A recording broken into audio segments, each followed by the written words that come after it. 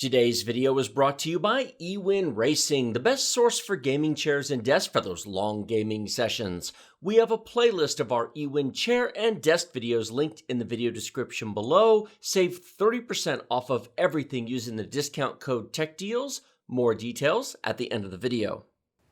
When it comes to Bitcoin, we've done a variety of videos on mining and the benefits of buying or selling or retaining or inflation hedges because dollars and Bitcoin move opposite of each other sometimes. Taxes. We've done a variety of videos about that. But what we have never done a video about is hardware wallets. Now, this is going to be a very abbreviated video, probably, maybe, unless I ramble, about the benefits of a hardware wallet. This is a Ledger Nano X, and this is designed to store your cryptocurrency off of exchanges. Why would you want to? What are the pros and cons? Well, that's what I'm going to very briefly talk about today. There's a saying among serious cryptocurrency enthusiasts, be they miners, be they traders, not your keys, not your crypto. If you have an account with Coinbase, which is one of the largest exchanges, there are others, but Coinbase, especially in the United States, is one of the major cryptocurrency exchanges.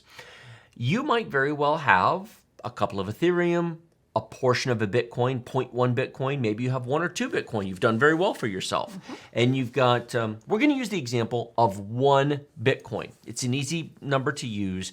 And as of the recording of this, Bitcoin is currently at about $50,000 US per coin. It, of course, varies constantly, but we'll just use the value of $50,000. Okay. And we'll use 1 Bitcoin as an example. 1 Bitcoin. If you have an account at Coinbase and the balance on the web page says you have 1 Bitcoin and thus you have an account portfolio that is worth $50,000, there is no specific Bitcoin that you own.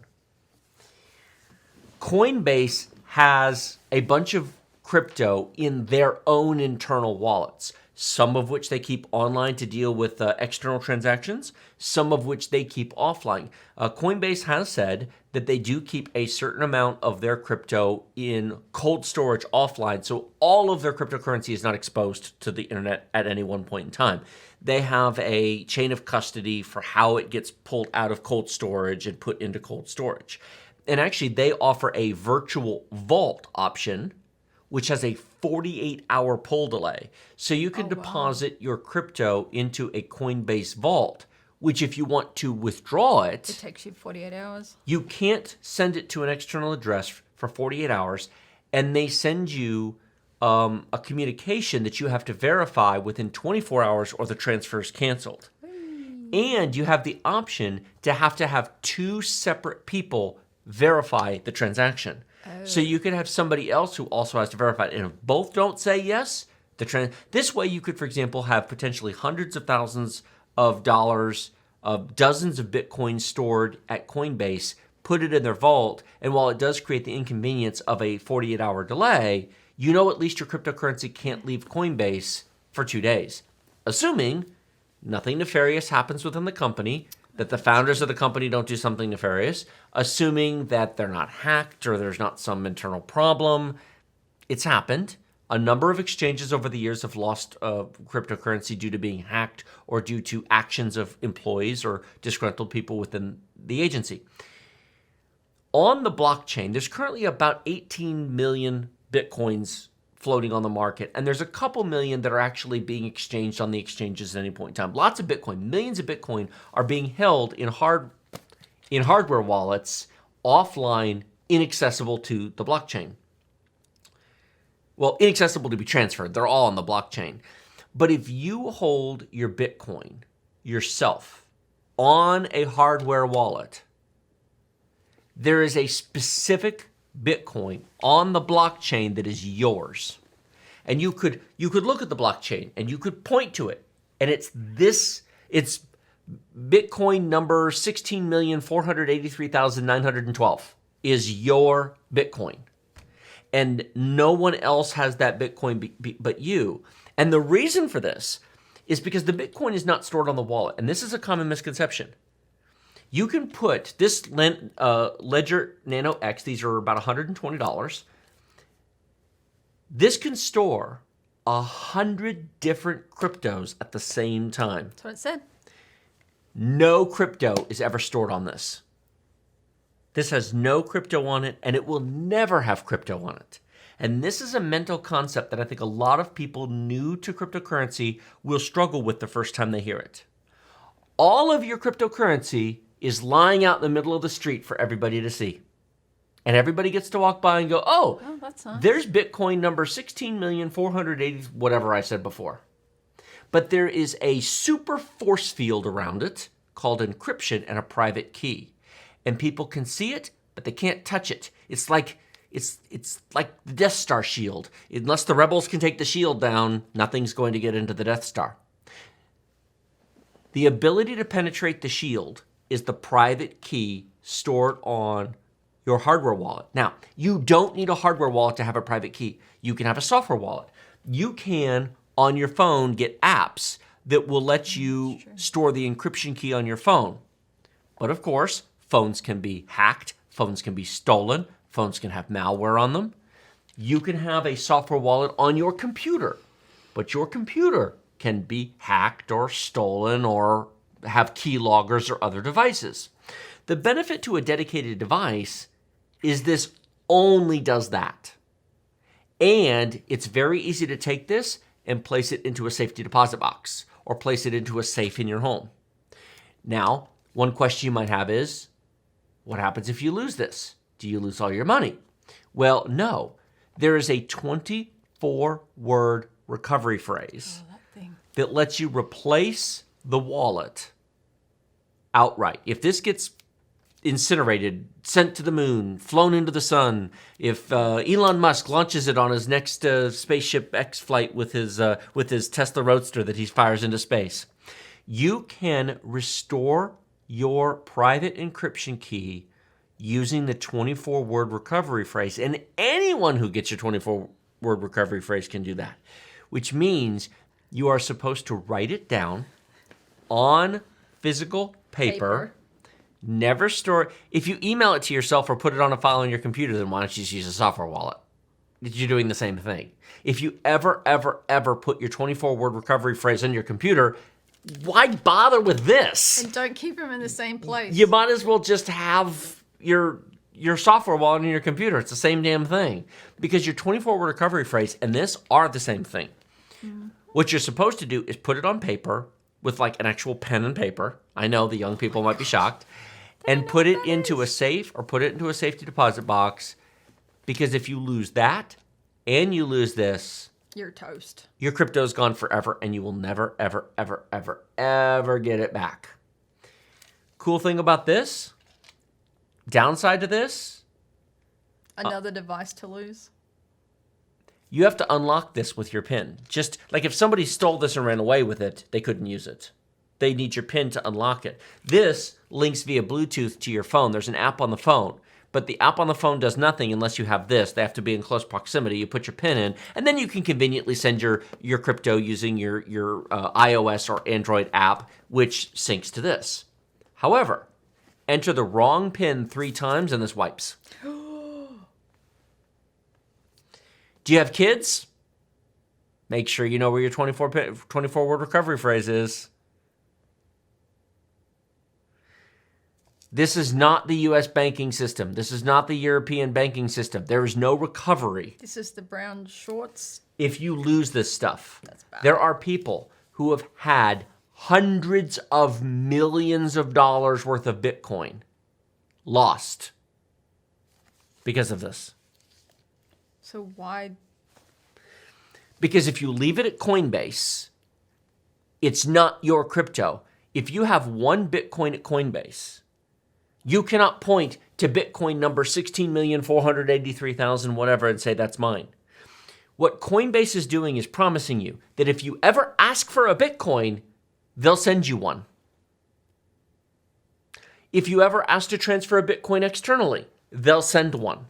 But which one is up for debate? They'll pull it out of their reserve. What assurance do you have that Coinbase has in their stash of Bitcoin a Bitcoin amount equal to the amount of all their customers deposited. If every single Coinbase customer wanted to withdraw tomorrow, could they make good? Or are they doing what banks do, which is called fractional reserve banking?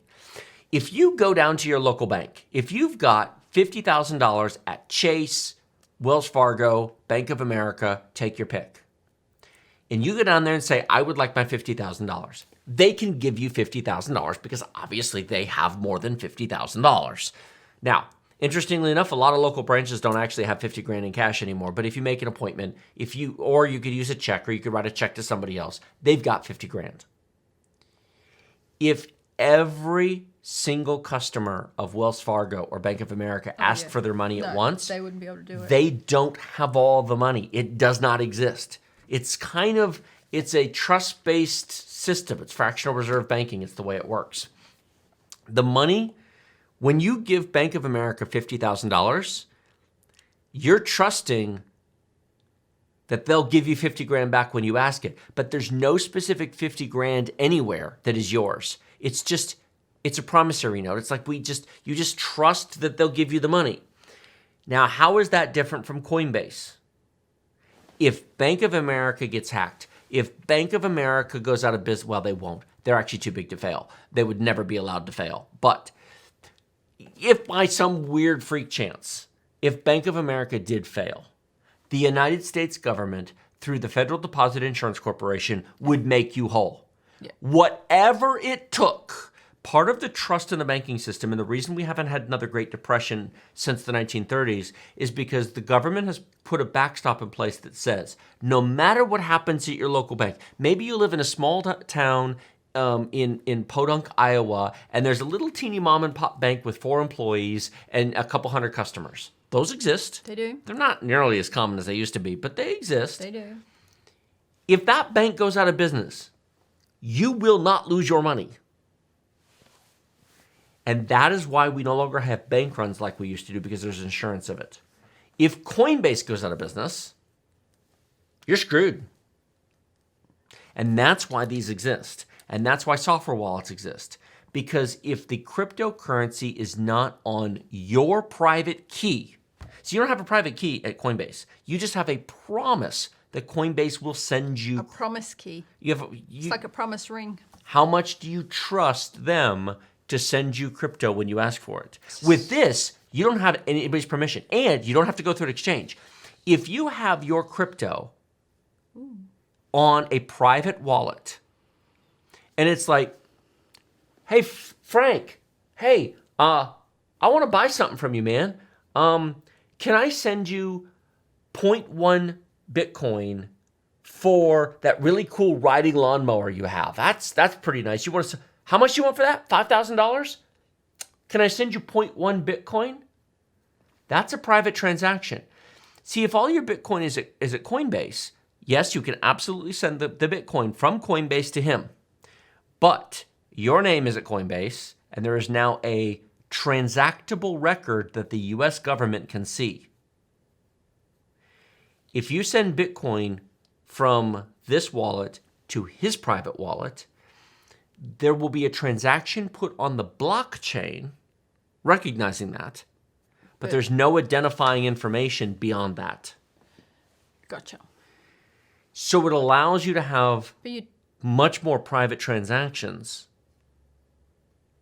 apart from the exchanges, and it gives you control, because if you want to send 0.1 Bitcoin or $5,000 to Bob Schnitzelhorf to buy his riding lawnmower for $5,000, and you go onto Coinbase, you can't make Coinbase send it. You are asking them to send it, and you are trusting that Coinbase will send it and that they have the Bitcoin to send. And yes, they're big, they're large, they're planning to go public, they'll probably be behind them.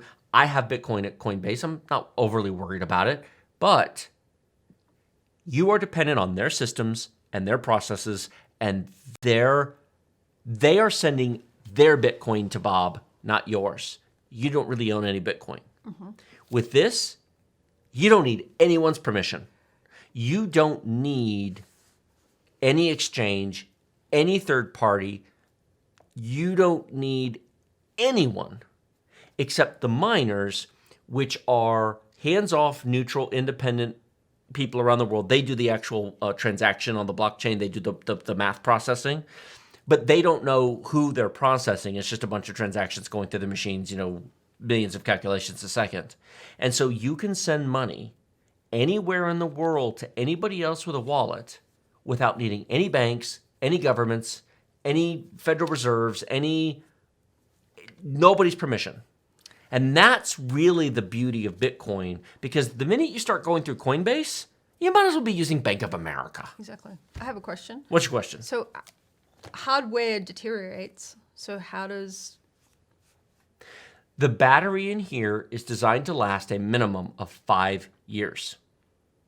And it is not replaceable. If you open this, it's designed to self-destruct. For good reason. Well, yeah. You buy another one. That is what your 24-word recovery phrase is for. When this fails, you will need your 24-word recovery phrase. This point is going to be missed by a lot of people. They're going to go, oh, yeah. So you need to put that piece of paper in a safe spot. How many people do the two-factor authentication thing and the recovery codes come up on the screen and they don't save the recovery codes? How many two-factor authentications can you not log into if you lose your phone? A lot. How do you bypass that? You're not supposed to. No. Companies ultimately provide a way to do it, but usually it's through sending a letter in the mail, and it's a big fat pain in the butt. There's days of delay. And the process varies from place to place. The point is, this will eventually fail. You need your 24-word recovery phrase, or you have nothing. And I said at the beginning of this does not store crypto. All this does is store your private encryption key. That's it. Expensive key. You'll be 80 and can't remember. It stores your private encryption key because your money's out in the public street. But the private encryption key on here is as secure as anything on Earth. And if the encryption fails, then, all the encryption fails, then all the computers don't work, and then the whole system doesn't work. So, I guess we have bigger problems. So if you can buy stuff now with Bitcoin, it makes Instead sense. of using an exchange, It makes you sense. could buy a Tesla directly by sending Tesla Bitcoin off of your wallet, rather than going through Coinbase. Yeah, that's what I was... Now, your identity is known to Tesla because you cannot buy a car anonymously. Cars have to be registered. That's not a private transaction. That'll get reported to the government. You will pay taxes on it. But putting that issue aside... And if you lose your 24-word... recovery key... You're totally screwed. Yeah. So, yeah, that's a pretty serious thing. Or you can trust Coinbase. You can trust the exchanges. This is not like your bank, where Bank of America is not going to lose your money.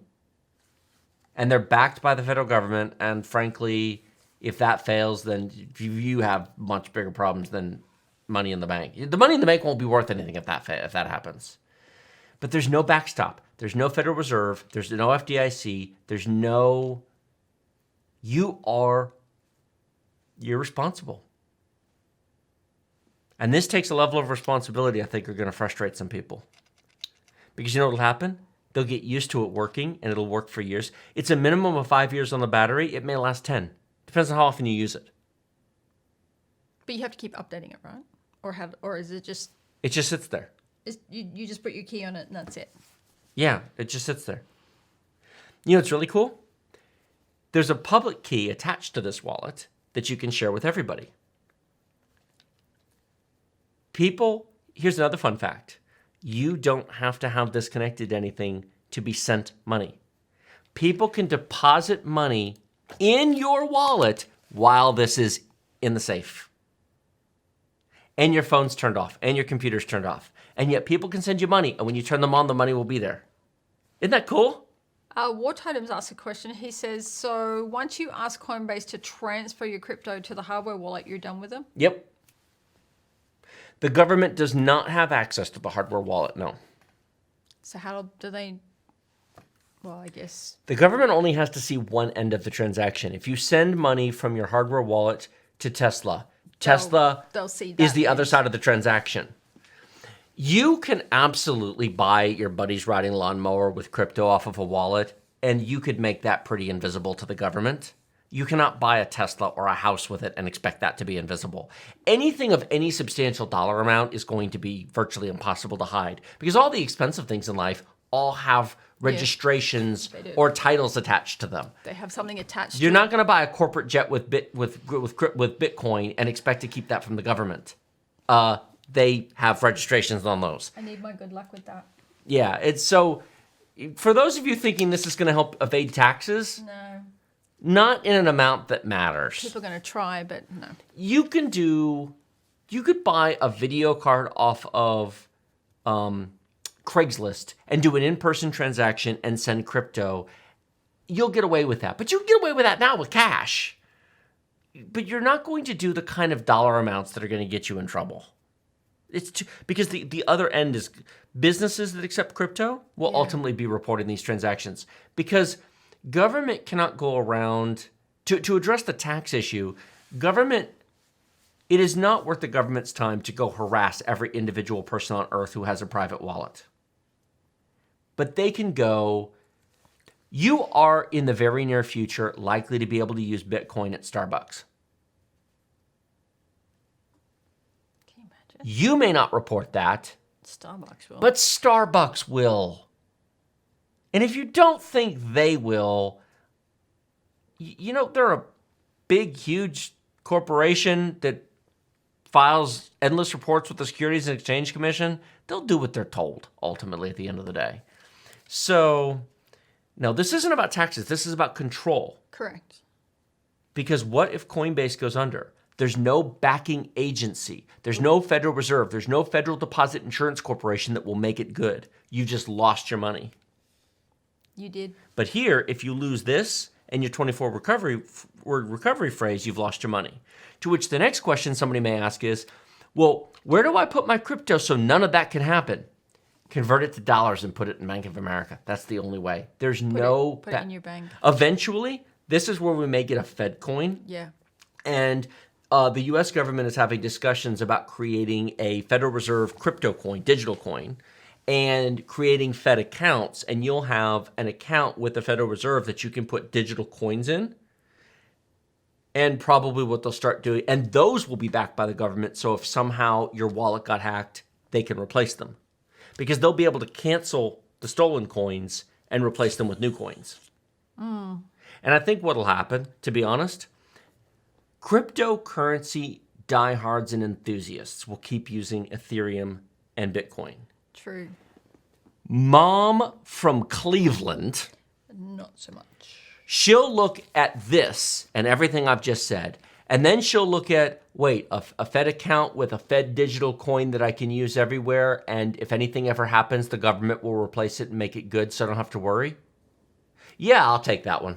Yeah. That's what's really going to happen. For everybody who thinks this is going to replace dollars, no, Fed coins are what's going to replace dollars. But for now, this is a way to own your crypto, because otherwise, nacho keys, nacho crypto.